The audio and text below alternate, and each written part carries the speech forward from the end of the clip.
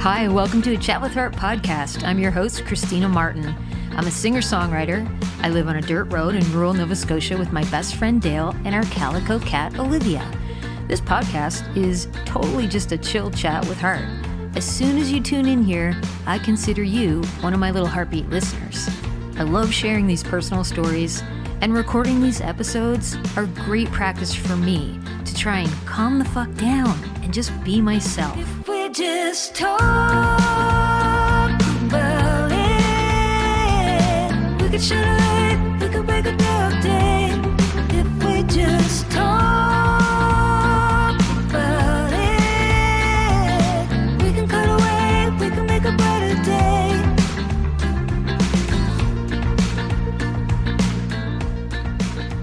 All right, heart people, welcome back to A Chat with Heart, the podcast where we laugh, cry, overshare a little, and leave feeling emotionally hugged by a beautiful calico cat.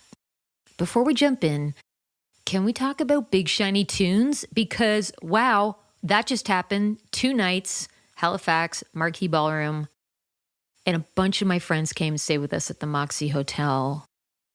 A huge thank you to the producers, Steph Purcell, Mike Farrington Jr., Dave Sampson, all the musicians in the bands, the singers, the staff at the Marquee, and Victor Siprick, who is the creative and business force behind the Marquee.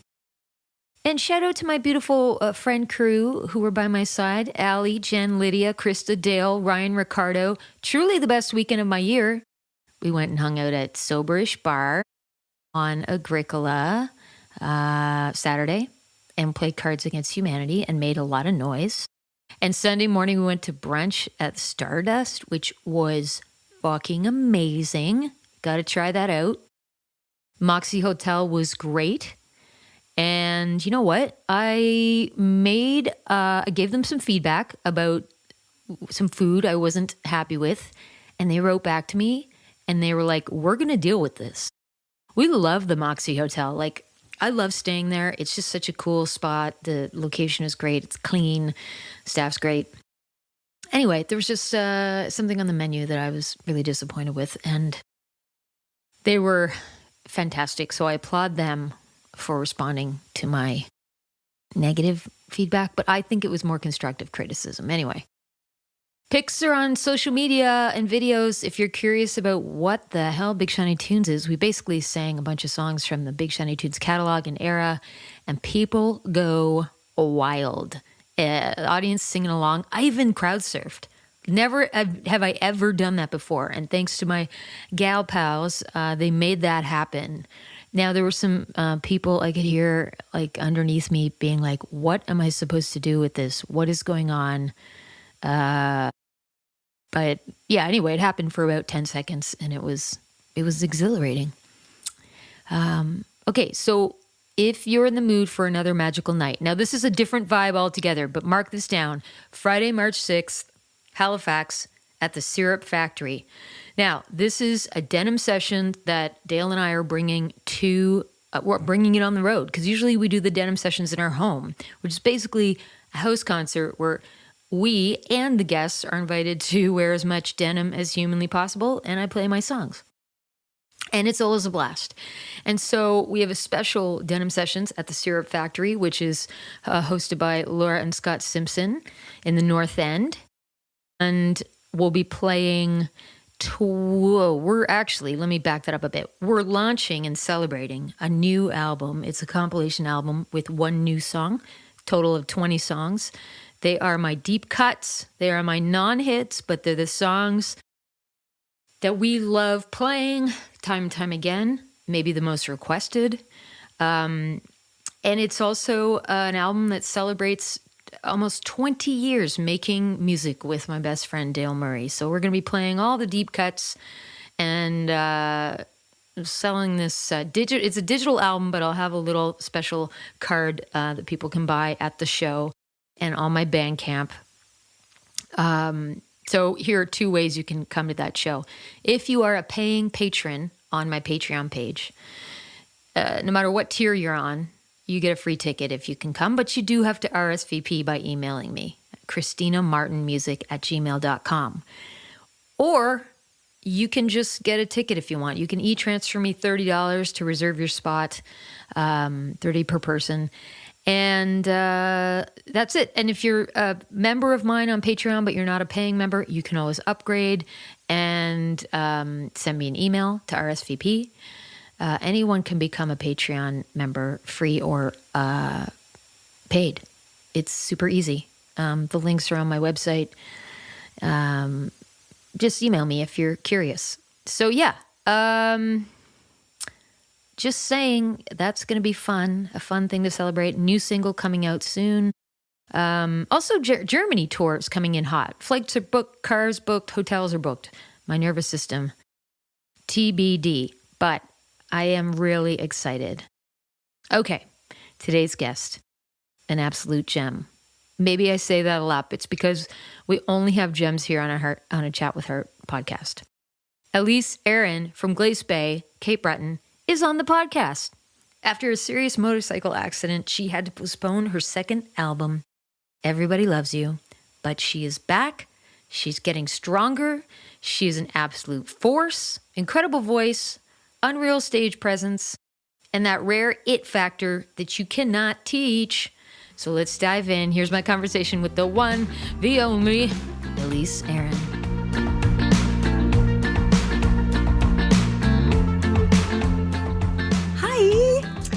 Hi, good to see you. Good to see you too. I didn't wear my robe, but I did wear my heart sweater. Kind of bummed you're not in your robe. Well, I thought I should make a little bit more of an effort. This is a very special chat. I've been looking forward to chatting with you for a long time. Where is your house? Every time I see you, I'm like, oh, I know this girl. Like, we go way back, but we've never actually hung out, really. I'm in Cape Breton, but you've been to Sydney, right? Yeah. So if you went to Sydney and then drove all the way out of Sydney, past the university and down this long highway, you get to Glace Bay. Oh, you're in Glace Bay. Okay, so I grew up here. You grew up there. Oh, okay. I know your hood. I'm back here now. Did you not expect to be? I didn't expect to be. No, I came back for a visit and then I never left during COVID. Where were you? Where'd you go to? I was in Toronto, and my plan was I was with a guy, and I was supposed to immigrate to the U.S. with him. That was the plan. Ooh. And I came here for a little interim visit to see my mom, and then I was like, you know what? This guy's a bad idea. Oh, lovely. And I didn't go. Cut to Garrett at some point? Yep. Was that quick? I want to know all the details now. This is going to be broadcast, so I guess if we have to keep anything out, we can. It was pretty quick, and my mom absolutely loved him, which was just made it so easy for me to feel good about that decision because she didn't previously absolutely love people I had been with. So it was great, and we started playing music together, and it was kismet. It was the only way it could have been. I love it. Well, yeah, it's working out. But wait, were you into the bad boys? Maybe a little bit, yeah. Ooh. Did they all ride motorcycles? No, Garrett is my first boyfriend to ride a motorcycle.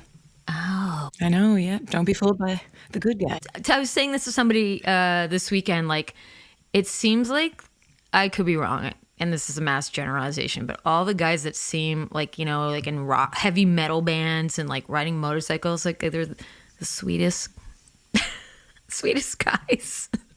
They're always just teddy bears under the tough exterior. Aww.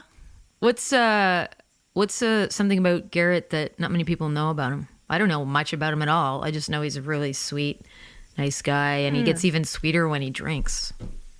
Yeah, that's probably what I would have said. I love that you know that about him, because when we got together, a lot of people were like, what are you guys doing together? This doesn't make sense. But it did make a lot of sense. I just think because we hadn't, because we were both from Glace Bay, but didn't really hang out growing up. Oh. So I think people were confused, you're so different, but actually we're not. Yeah, people don't know shit. People don't know shit. I'm kind of a bad boy. Yeah, you're probably dragging him into trouble. Yeah, you got it. I don't know what you do. Probably robbing stores for lip gloss and stuff. Yeah. Have you ever done anything like that? Like that we can speak of on the podcast? Like stolen a lip gloss? No, you know what? I was pretty embarrassingly good as a kid. I wanted to have stories where you did bet. What's the worst thing you've ever done that you can speak of, though? Oh my God, the worst thing I've ever done. There's definitely. Oh my God. Like I don't quit my engineering job to be a musician. Oh, that's my bad. whole That's family. bad. Yeah, my family wanted to like send me to psych ward and be like, "Are you okay?" When you quit engineering school, that's expected. Yeah. Wait, so that's what path you were on before music? Was engineering? Yeah, I mean, I finished school and I was working as a chemical engineer for almost 10 years before I switched teams. Yeah. Whoa. Came to the dark side. Nice. Yeah. Okay. So I'm curious because I consider myself a late bloomer, in terms of like really committing to music. So around what age were you when you were like, I'm switching over, I'm doing this? It was almost my 30th birthday. Like I have a picture of me in front of these foil balloons that say hello 30. And I remember that as the moment, like those balloons were hanging up and I was playing my guitar with one of my girlfriends and I was like, I'm going to do this. I'm going to jump in. Yes. That's amazing. You've done a lot independently. Like you didn't have an agent. I don't know if you have a manager now, but like, let's talk about some of the things you achieved on your own independently. Cause I mean, I've always been an independent and it's hard and awesome and all that. So yeah, what's your deal now and what are you proud of achieving as an independent, Yeah, so I am completely independent. I have been working with someone for the past year, just over a year, who I started calling my manager because he's been so helpful and he's meant so much to me. But he's more of like like the best friend manager, or like he's totally a team player. So he's helped take work off my plate because you're right, it is hard and it is a lot, but very rewarding, especially if you're someone who doesn't like being told what to do. And you want to have not just creative control, but, control of your business decisions. And your life gets so mixed with your music when you're an independent. So, it's all one. And I want to have total freedom in all of it. Ow! Praise be. I love it. Yeah. Give me some moments in your career to date where you were like, I can't believe this is happening. Wow. Yeah. A really exciting one was the Music Nova Scotia Awards in 2024. Entertainer of the Year. Entertainer of the Year. That was crazy. I couldn't believe that happened. It was, as a fan voted category, that one meant so much to me. Yeah. That's awesome. It doesn't surprise me if you've ever seen yourself perform. Thank you. I mean, it's like you were born to do this. I feel like I was, and that's why I had to do it. That's why I left a whole life behind, because I couldn't ignore this call anymore. That's right. I love it. Yeah. Okay. And as far as being proud of things and not being able to believe things are happening, like finishing a record at all is incredible. Even like regardless of what happens after you make that record, standing there holding it in your hand, it's like what an incredible feeling. I know you can relate. It's like I made this. This is my heart.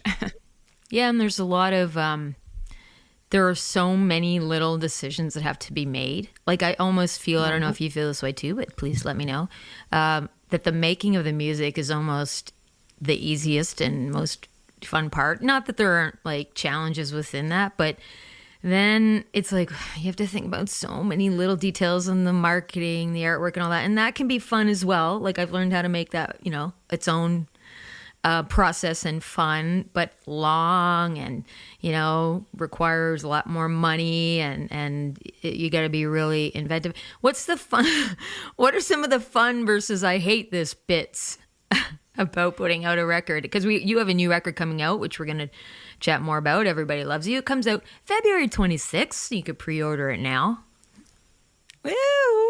But you're absolutely right. The making of the music is the most fun part. And I've always said I didn't know if it was more fun to write the song and that feeling you get when you feel like, ooh, it's finished, or when you perform the song and that feeling you get when someone says, oh, I felt that. Mm-hmm. It's a very similar rush. And I think that's the feeling I get when I finish a song is like, how is this? I don't know. There's just this like connection, this magic, this really ethereal out of body feeling you get when you're like, that's it. And it's very similar being on stage because it's like your music in motion, or your music is now come to life when you're performing it. And that's so much fun. But getting yourself to the show, yeah, getting those songs in front of people, that's way harder than it looks. I know. Waiting for the show. The waiting is the hardest part. It was going to come out, this album, and then I'm going to assume that the accident was a big reason for pushing it off. Now, are you ready now? And like let's talk about some of the shows that are coming up, because we want to obviously get, raise awareness about what's going on. Yeah, well, I am so ready for it now. Like, sitting on a release or sitting on music is hard enough, but I mean, I've been literally sitting on it. Like, the records are in my basement. And I had this maybe a little bit of a worry that like, oh, people aren't going to be excited anymore. The time will have passed, which is probably not a thing, but our heads go to weird places. So I'm so ready for this music to be out, and I'm so ready to play the show that I've been planning that was supposed to happen in October. It's very exciting. And then the week after, I will have my first show back as an acoustic duo with Garrett. We're playing the Cabin Fever series at Port Hawkesbury. It's at the Legion in Port Hawkesbury, put on by Robin's Nest Productions. So that's Steve McIntyre and Robin Chisholm. Oh, cool. So I'm very much looking forward to that. It'll be a very special, intimate show. Yeah. And I booked a bunch of stuff for the summer, but none of it's announced yet. So the waiting is the hardest part, once again. But that's awesome. Congratulations. Thank you. So it's starting to feel like things are moving again. Like, it's nice to have things on the calendar and be in talks again about what's happening, Yeah. Yeah, totally. Okay, so people do want to know. I want to know. Post-accident, how are you? How are you doing? This has been a long process. Oh, yes. So much better now. Like, I felt like January was a turning point. Oh, good. For me, for sure. I had little turning points throughout the chapter, but definitely feeling better. What are we, 5 months out now? Amazing. Than, the last time some people might have heard from me, so it's good. I feel good. Yeah, amazing. So, what are some of the things that surprised you about your own mind and body along the way? I honestly thought that I was going to be jumping right back on that stage immediately. Like, we had plans to be at Nova Scotia Music Week last November, and I was like, we're still going to go. We're still going to do it. We're going to play a showcase, right? And it wasn't till even I think I was home for a couple of weeks recovering that I was like, I can't do that. I just had this, I don't know, like, I was like, what do I think I am? I think we chatted about this. Yeah. I didn't, I've never been really hurt before. So I guess I honestly just didn't accept or believe what it would be like healing broken bones. Yeah. Yeah, for sure. Yeah. And as far as the mind stuff goes, I was surprised at how hard all of that was on the psyche and the dark places your mind goes to when you're not doing the things you normally do. And, I've always been such a positive person. So when I had days where my brain would really go to the what are you doing, who are you places, they were scary days. Are there things now in your day-to-day where you're like, this cup of coffee is fucking amazing. Like, I could just do this all day and sit here. Yeah. Definitely. I've been spending more time with and making more time for friends and family. And I used to be, too busy to take a phone call sometimes. I'd be like, oh, I can't chat right now. And now I love to see a friend's name light up my phone. I'm like, I have all the time for you. What are we going to talk about?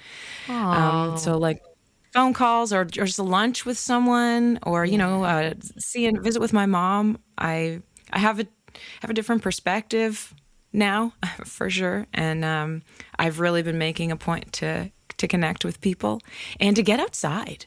Yeah. I love 10 minutes outside, breathing the fresh air in the sun. Something else I would never give myself 10 minutes to do.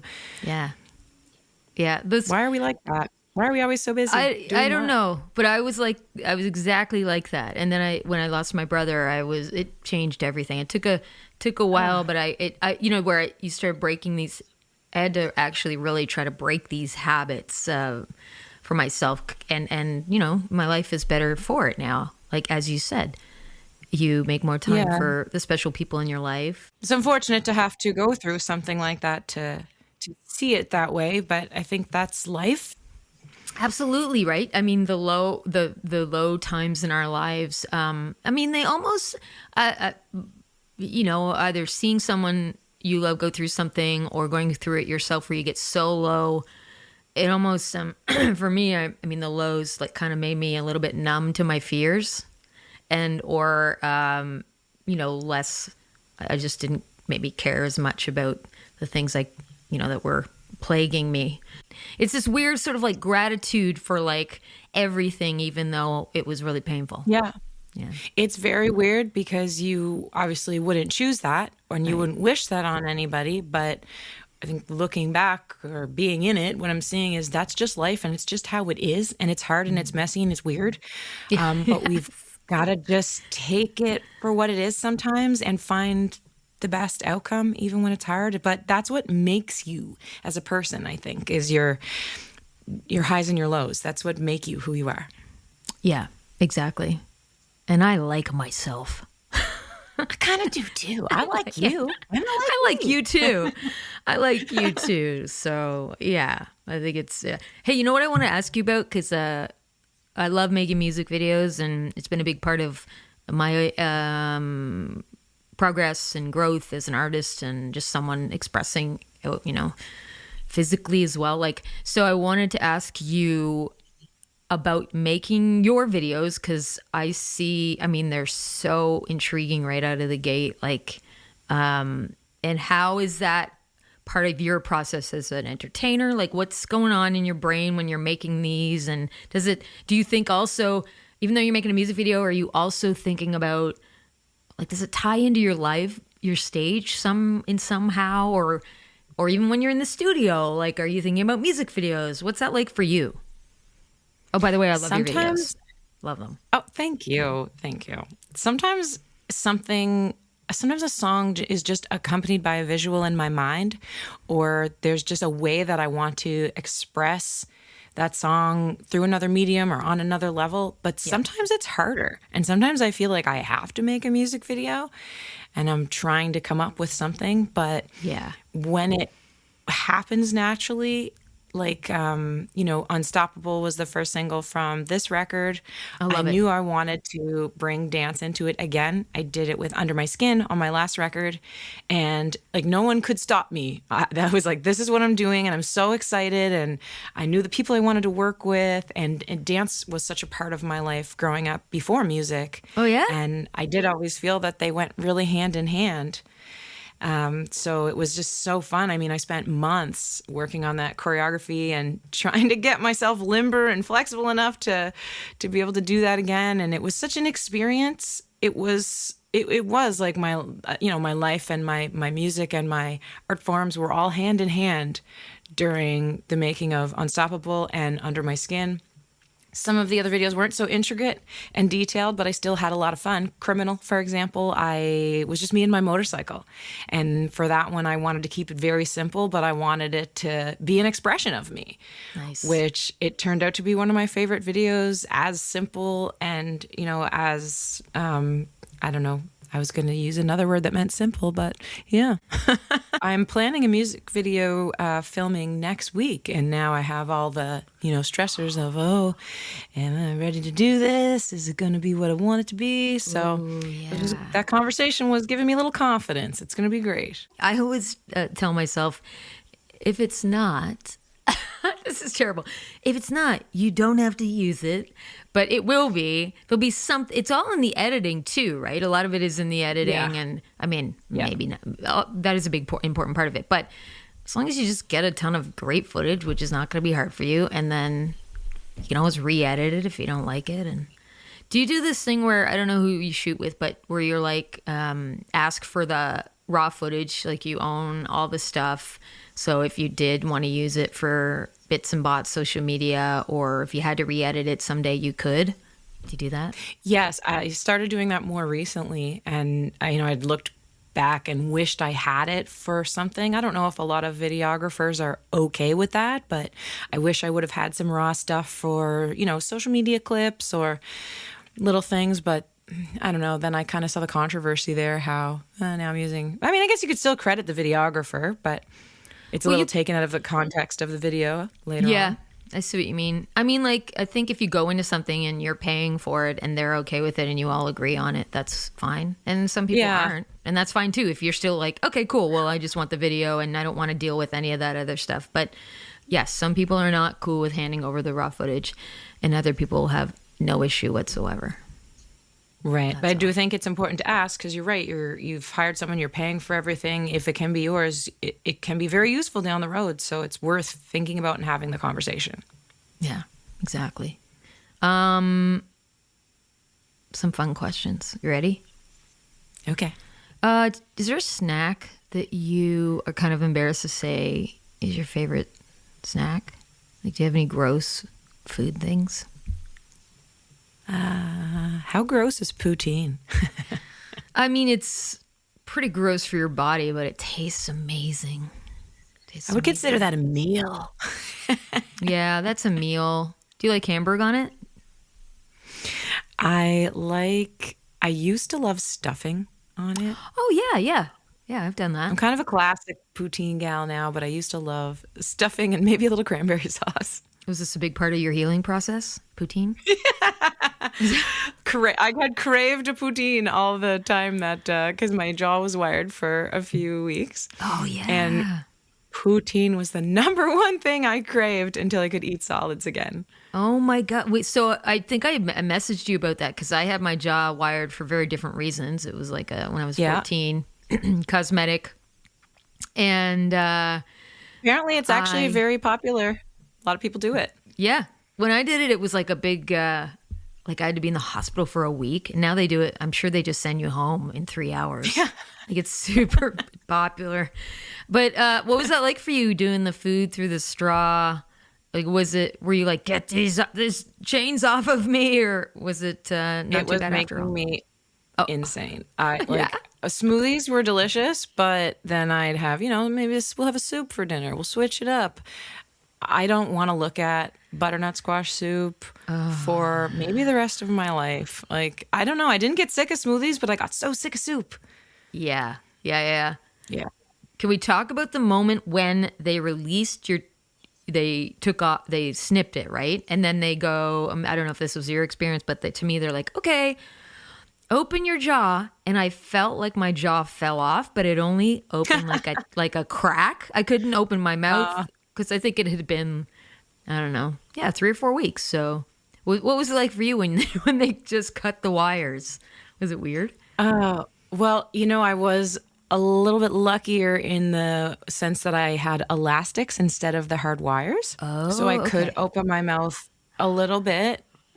But, they were always like, stop opening your mouth so much. It's not going to heal properly. Oh, okay. But then I didn't have to worry about cutting the wires in an emergency. So it was a little less intrusive, I guess. Yeah. So I had the elastics off a week before they took the hardware off. So it was kind of a tease. I was like, I can... I can eat like maybe mashed potatoes or something, but I still had all of the metal. And when they took that off, it was horrible because they don't put you to sleep for that. They just rip them out. No. It was crazy. It was one of the craziest experiences of my life. I couldn't believe that it was happening and it was legal. Like, was there stuff in your gums and stuff? Like, was there stuff in? Yeah. What? Yeah.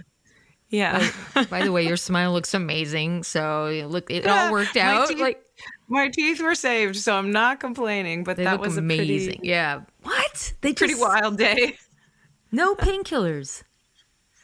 They give you a lidocaine mouth rinse that's supposed to, I don't know, numb your gums a little bit. It did nothing. It just numbed to the back of my throat. So then I was just anxious. Ooh. It was super weird. And Garrett was in the room with me. He was just giving me the thumbs up like, you got this. You got this. Uh-huh. Yeah, it's so funny now when I look back. But in the moment, I was trying to be cool and tough. But I, wanted to die. Sounds like my IUD experience. Anyway, totally different. So different opening, different. The things they don't tell you though, I think because they know it would freak you out, obviously. And yeah, you have no. Yeah, I like to be prepared for that kind of stuff, and then agree to it. Okay. Yeah, you know what? But you're right. If I had to agree to that, I probably would have just been like, you know what? Don't break my jaw, just let it, or don't, well, I guess it was broken, but don't reset it. Just let it heal as it will. It'll be fine. It'll be fine. What would it have healed like over here? Was your jaw over here? I don't know. This is kind of funny. Like, there was a rumor, someone said, I heard that your jaw was up by your eye. Where do these rumors come from? I have no idea, but it didn't look weird to me. I don't know. I think it just would have been an issue with chewing and probably speech. Yeah. So it wasn't up by your eye. Damn it. Was not up by my eye. No. We could keep that we could keep that rumor going though. When I post this, I'll be like, I'll just be like, Elyse tells the story of how her jaw was behind her ear and lived to tell the tale. There were so many rumors. I remember when my mom, first conversation we had in the hospital that I can remember, she said to me, oh my God, there was a rumor that your eye fell out. That happens though. Like, it does happen. And I guess that's where the rumors come from, is because my orbital floor was, needed a complete reconstruction. So I guess with that injury, oftentimes people's eyeball will fall out. It didn't happen, but these are things people were saying around Glace Bay. Your orbital floor? I can't even tell. I don't even know what that is. Oh my gosh. Honestly, I had the best plastic surgeon. And we're in Halifax? I can't see anything. It looks amazing. Yeah, technology, I guess it would be called, is amazing. Like, they did something through a little incision under my eye and something through my mouth. Through right here. Amazing. You had plastic surgery. You can be one of those people. It's like, yes, I had cosmetic surgery. I had work done. Had some work done. You did have some work done. You look That's great. been kind of my joke. People are like, you look great. I'm like, thanks, had some work done. Yeah. It's awesome. I want the name of your plastic surgeon. Oh, I could absolutely give you his name. Everyone in the hospital knew who he was. Oh my God. Dr. Pallets. Did you Pallets? Pallets, that was his name. Oh, I had palate surgery. I could have used him, but no one sees my palate, so it doesn't matter. That's another story. It's boring. Wow, Dr. Pallets. So, did you get to pick any of these people that were? No, I didn't get to pick, but I do know that he does also cosmetic plastic surgery as well, if anyone is looking for something, because he was really funny. He would say, oh, I get paid to do this for people sometimes. Which I found laughable, because I was like, who would electively choose to have their jaw broken? Well, you would. Lots of people. I did. Yeah. Yeah, he said you wouldn't believe how many people do and how rewarding it is for people on the other side of it. So, yeah. There you go. Yeah, I was when they showed me my profile with and without, I was sold as a 14-year-old. It's like, okay. Yeah. And your healing time would be so quick at that age as well. Like, that's the time to do it. It was pretty quick. I had to carry around the scissors in case of emergency. And the only emergency was when we were partying and if I were to puke. But one party, Yes. yeah. But I went to this party and I was like, oh, I'm not going to drink. Because back then when we drank, it always ended up with puke. Yeah. But instead, I made the decision to smoke like an entire pack of menthol cigarettes, and I wasn't a smoker. And so that made me want to puke. So I was really paranoid that I'd have to cut my wires, and then my mom would know that I was at a party smoking. And anywho, that's the reason why I had elastics instead of the wires, in case I went to a party and smoked menthols. And really? And yeah. And were you partying while you're during your healing process? Did you go out and get plastered? Okay. I wanted to, but no. Are you, like, when you go on tour, are you the kind of person that after the show you're like, stay at the hotel, cozy up, or are you like, let's go party?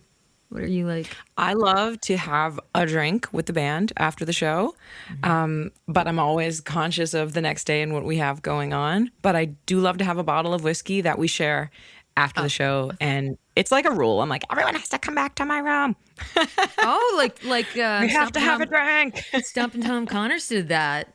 So Dave bullied people into having a drink with him. No, he didn't have to. It was literally in his contract that you had to stay up with Tom until he was done drinking. Oh my God, that is so funny. I feel like if Garrett could have a contract, that it would be in it. He could. Just do it. Just like, yeah. I'm going to make a pretend one for our next show. Do you think if you had, because I had to do all these things on my own, so I never drank on tour or anything like that. And I always worked hard to stay really healthy because I had to do everything. And do you think if you had someone doing everything for you, you might have just kind of drank your face off or like partied more or not? I don't know, slept in longer, or is that not you? It would depend, I guess, on how the tour was formatted, you know, if it was long and there was recovery time in there between shows and whatnot. But the thing with drinking and partying for me is it usually results in not sleeping for most people, I would say. And that affects my voice so much. Yeah, that's true. Same. And I can be a bit of a babyer to the vocal cords because I really lose my top end once I get too gritty and too tired. Yeah, so what do you do? Do you do anything like I only started doing like vocal warm-ups and took some lessons from M. Greiner, amazing, in the last 5 years. So like I'm 46 now. So it's been like, it took me forever. I think I did my first songwriting workshop where I learned how to write a song a couple years ago. Like I'm very late to the game for everything. But is there anything that you do training wise for your vocals, or what's your deal? I started working with a vocal coach 3 years ago now. His name is Mitch Seekins. He's based in the London, Ontario area, and he's incredible. We do everything over Zoom, and he changed my life, honestly, because I was losing my voice every weekend because I wasn't supporting. I didn't know about diaphragmatic breathing. And I was like, I got to change. I can't keep losing my voice like this. I was thinking I had nodes and my career was over when I started working with him. And he was like, okay, stop being so dramatic. You don't have nodes, but you're not singing properly. So now I see him biweekly. Amazing. And do you have some warm-ups, some daily? Yes. We recorded together, actually. He took me through a general warm-up, and then he also took me through one that he calls blended singing, which is for accessing your higher range. So I have 2 20-minute little ditties that I do. I do them every day, even if I'm not playing a show, just for vocal health. And seriously, it changed my life. Yeah, love it. Agreed. It makes me feel more at ease and confident just stepping right on stage. Absolutely. You know? I love it. Did you ever have stage fright? Oh my God. Yes. I was so nervous. I mean, when my first year of performing or so, I think I would pretty much black out every time I got on stage. I wouldn't remember anything. And then I would be so nervous that I thought I was going to lose my voice. That was usually the biggest issue. And vocal training really changed that for me because now I know, when I get to this part, this is what I do, and I'll sing it, and it'll be great. Yeah. So I wouldn't say I don't get nervous, but I don't have this like crippling anxiety anymore. Amazing. Yeah, so if you you need a phone number, I can hook you up. I think we should give everyone his phone number. Do you have it with you? Seriously? Yeah. I wonder if he has a website. Yeah, let's get the website out for folks. Yeah. We'll give people two. We'll give go look up M. Griner, everybody, or Mitch. What's his last name? Seekins. Yeah, he's got a website, MitchSeekins.vocalstudio.com. Okay. Let's check him out, everybody. Yeah. I think it's fun to, even if you don't, you aren't out there on stages and stuff, like vocal lessons they feel so good. You feel so good after, and I really want to be able to sing into like my 80s and enjoy it. Not be, have you been sick on tour where you're like, wow, I actually have zero control over hitting any notes. It's really scary. Yes, it's the scariest thing ever. Yeah. Yeah. I hate it. Sucks. But I also, I don't know, I have this wild belief. I know our voices do change. I feel like my voice actually has been its strongest in my 40s, but probably because of some of the training and stuff and working on the relax, chill out, calm the fuck down, Well, also, I saw a thing from Kelly Clarkson come across my Instagram or something the other day, and she said, as your voice matures, it will change and you will access a new depth that you never experienced before. And she said she thinks her voice is the best it's been as she's aged. So, I think your training and whatnot is part of that. But I also think just embracing, the positive parts about aging and your body maturing, there's one of them. Exactly. Thank you. Well said. I think Anne Murray told me once that her voice was its best in her 40s. I love to hear that. I love to hear any story about things getting better with age. Yeah. Not just wine. Exactly. Ugh, I hate wine. Yeah, I'm not into wine. That makes one of us. Yeah, you really like the taste of it? You really love it? It's my drink of choice. Red wine. Like you put that you put it in your mouth and you're like, like could you chug it like a juice? Well, I could, but I won't. Don't do that. And you have then we'll be cutting our wires off and canceling the show tomorrow. And it doesn't make you like mentally unstable like it does for me. And so many. Well, wine is something that I really have to pace myself with. It's delicious, but it's not something I would drink to party. It's like I'll have a couple glasses to relax, but usually I stick to light beers. Okay. Maybe a couple whiskeys. That's kind of, I'm safe there. Well, next time you're in town in Halifax, I will take you to the Soberish bar and we'll try their, you're going to love this. We will try, I'm sure they have red wines, but they're not alcoholic. And I'd be curious to see what your take is. But they make the best mocktails. Incredible. Ooh. I'm interested. Yeah. Soberish, Halifax. Do they have something like that in Sydney?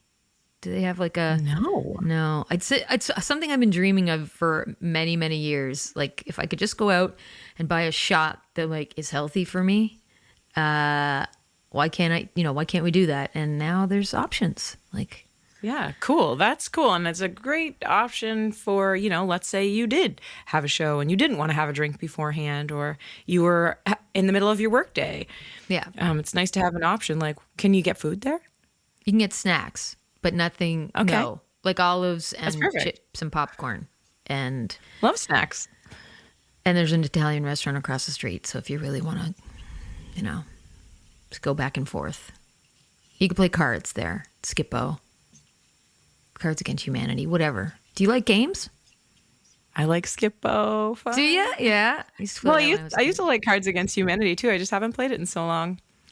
I threw out our deck because I felt it was during a time when I was feeling like I was overly offensive to everything and everybody. So I should probably clear my house out of all the things that I could go to jail for at the time. Anyway, that being said, we played this weekend.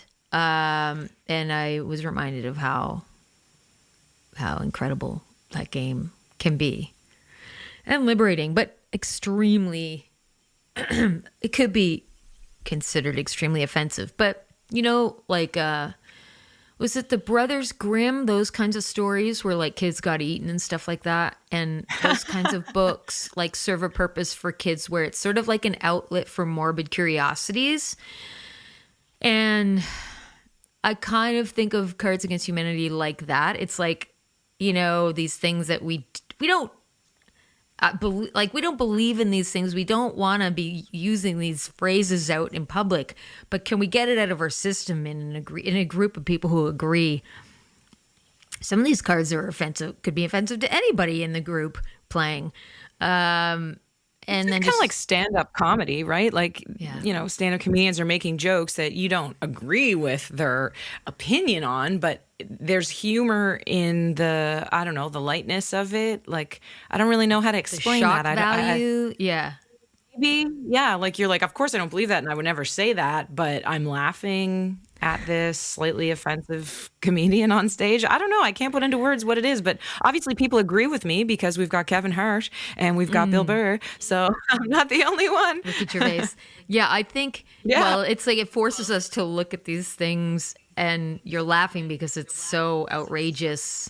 And you know that I enjoy the comedians where I know the comedian is on it, thinks very probably have the same opinions about me, but they're saying the complete opposite and they're just throwing it right in your face. And then you never have to worry about saying that outside of that venue because it's already been said and you had that outlet. Yeah, and lots of times they're making the joke at their own expense and it's their own experience that you're like, oh, that was a horrible experience, but you're laughing it off and I'm laughing it off with you and this is so fun. It is fun being offensive. Yeah. Hey, next chapter of your life, which is now. What are you looking forward to? And like, what do you want to stay the same versus change? I'm looking forward to performing again, of course, that electric feeling, doing shows on the road with my band. Some of my best memories are all of us getting in the car together, driving somewhere, you know, staying at Airbnb or some weird hotel, eating at some cool, maybe weird restaurant, playing the show, having that whiskey after the show. I just love that whole moment. Yeah. I can't wait to do that again. And what was it? What am I looking forward to and what do I hope? Changes. What do you want to toss? Or maybe you already have. Well, that's a good question. I don't want to be so hard on myself, and I'm going to use the word busy. I know it's busy, but I don't want to be busy without meaning, I guess. I want to make sure the things I'm doing are the things that light me up and the things I feel like are making a difference. I don't want to just be busy with busy work. Yeah. And I can definitely fall into that sometimes. I'm like, oh, I got so much done today. And then I look at what I did and it was just busy work. The days I don't have time for that phone call. I don't have time for that lunch, but what am I actually doing? So really taking a look at, you know, what fills my cup and what lights me up and focusing my career decisions and my life decisions on that. Cool. Well, I'm not worried about you. Sounds like you've got it all figured out. Well, we'll see. Well, you know, in theory, things sound real good. We'll see how practice goes over the next few months. Have you not started practicing yet? Like with the band? Well, Has that happened yet? Oh, yes. Okay, the band is back to rehearsing. Okay. We've got 3 left before the big show. Oh, nice. Okay, let's talk about the big show, where it's happening. Tell me all the details. Tell my Little Heartbeat listeners all the details. Yeah, it's happening at Member 2 Trade and Convention Center here in Cape Breton. I'm very excited. It's a very beautiful place to have a show and maybe one of the nicest places I'll have ever performed. So I'm really excited for that. It is officially sold out. Congrats! So if someone wants tickets and they didn't get them, check your Facebook because someone's always trying to sell one. Yeah, cool. That's awesome. I'm very excited. I have a young gal from out here opening up. Her name is Kira Folds. She plays keyboards, and her brother Aiden plays drums. And they're going to do a keyboard drum duo performance to open, and I can't wait to see it. I've heard so many good things. I think it's going to kick the night off just right. Amazing. Okay. And everybody listening, Elyse is nominated for ECMA Fans Choice. No, wait. Yeah, Artist of the Year, right? It's Fans Choice Artist of the Year. ECMA, Video folks. of the year. Oh, it's video. Fans Choice Video. Of the year. Yeah. Okay. Breakthrough Artist of the Year is another nomination, but not voted. Nice. Congrats. Okay. So you can't vote for that, folks. But go vote. How can people vote? I went to your website and clicked a button and voted. Well, I have the link in the link tree in my Instagram, TikTok, and pinned on my Facebook. But I think ecma.com, it was kind of hard to find. Okay. I think if you go to ecma.com, you can also find it. Oh, yeah, that's where I voted. I went to your Instagram, the link tree. Yes, that's where I voted. Okay. I just love a link in bio. That's me the too. Millennial in me. No, I do too. It was definitely like...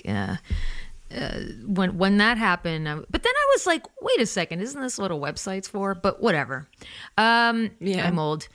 Everybody Loves You drops February 26th. It's in your basement now. If anybody wants to go over to your house and bring some cash. And you've already released a bunch of... Oh, what? Pre-order. Oh, you can pre-order. Yeah, I'm shipping them out next week. Oh, well, there you go. Okay, this is awesome. Get them out of my basement. Check out my new favorite song, Unstoppable, and the music video for that. And there's other singles out too. Are there 4 other singles out now? Did I count 4? 5. Oh, a total of 5 or 6. A total of 5. Yeah, there was only supposed to be 3, but a couple extras came out to bridge the gap. Amazing. Okay, this is fun. Well, what are you going to do for the rest of your day today? Now that you've been on a Chat with Heart podcast, congratulations and Merry Christmas. Awesome. Thank you for having me. Is there anything else that we should gab about? Like, do you have any hopes and dreams that you wanted to spill on a Chat with Heart? Hopes and dreams. Oh, or any? Do you want to put out a wish for the world? Do you want to win the lottery? Do you want... What do you want from us? What do you... I've never asked. No, I'm still tired from the weekend. Feels like a time... A wish for the world. It feels like a time for a wish for the world, right? With everything that's going on. I wish that everyone could just take a breath and try to understand each other in any situation. Yeah, I think we need a little more of that right now. Yeah, you're right. If anybody before they acted in a weird way was like, pause. What is this person in front of me experiencing right now? And how can I make it better? Yeah, or what could I just, not say that might not need to be said? Or how could I just see that, this person's a human too? Yeah. Let's let them be. Do I really need to bring my gun out with me today? Yeah. Mm-hmm. You definitely don't. This has been fun. And if you're coming by where I live, will you come visit me? Absolutely. So you're on the North Shore? Yeah. Is that like Sheet Harbor? It is like Pugwash, like Eastern Shore? Amherst. I think that's the Eastern Shore, but don't worry, I make someone's listening to me and they want to punch their speaker right now. I didn't know Pugwash. I didn't know the Eastern Shore existed. No one ever talks about it. Sorry, folks, but I think the next. Well, I'm like, isn't Cape Breton the Eastern Shore?